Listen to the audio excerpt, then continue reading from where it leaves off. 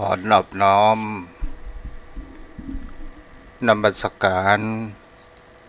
พระโลกนาถผู้ประกอบไปด้วยพระมหากรุณาพูดถึงฝั่งสาครคือทยธรรมทรงแสดงธรรมอันละเอียดลึกซึ้งมีในอันวิจิตรขอนอบน้อมนมัสการอย่างพระธรรมอันสูงสุดที่พระสัมมาสัมพุทธเจ้าทรงบูชาแล้วอันเป็นเหตุนำสัตว์ผู้เพียบพร้อมไปด้วยวิชาและจรณะออกจากโลกขอนอบน้อมนมัสการอย่างพระอริยสงฆ์ผู้สมบูรณ์ไปด้วยศีลคุณเป็นต้นผู้ดำรงอยู่ในมรรคและผลผู้เป็นบุญญาเขตอันยอดเยี่ยมบุญอันใดเกิดจากการไหว้พระรัตนตรัยดังกล่าวมานี้ขอให้ข้าพเจ้าเป็นผู้มีอันตรายอันเด็ดแห่งบุญขจัดแล้วในที่ทุกสถานโดยเสียงกล่าวของข้าพเจ้าก็ถวายความเคารพนอบน้อมไหว้สามายังครูบาอาจารย์พระเถระเจ้าพระภิกษุสงฆ์สามเณรราชสังฆาธิการสงฆ์สมณศักดิ์บัณฑิตนักปราชญ์ท่านผู้มีความรู้ทุกรูปทุกตนทุกองค์มาด้วยความเคารพมาณโอกาสนี้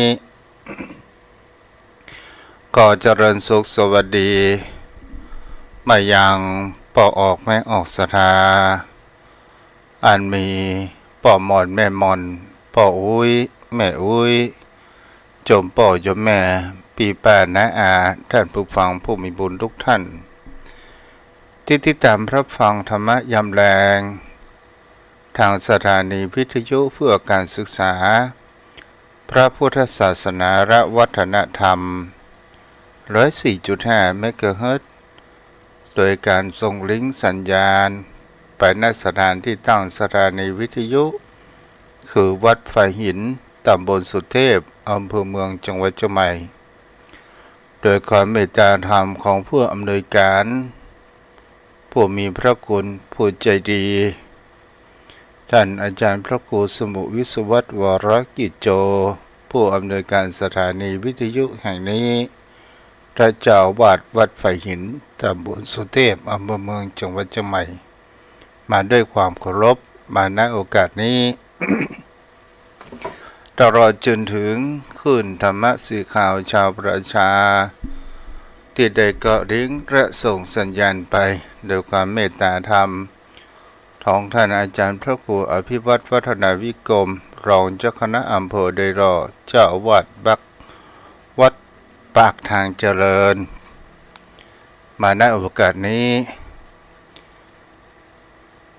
ศรัทธาญาติโยมโยมพ่อโยมแม่วันนี้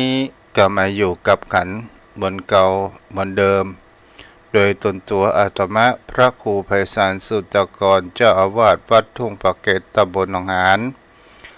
อำเภอสันทรายจังหวัดเชียงใหม่มาอยู่เป็นประจำทุกยามเย็นวันนี้มาก่อนเวลา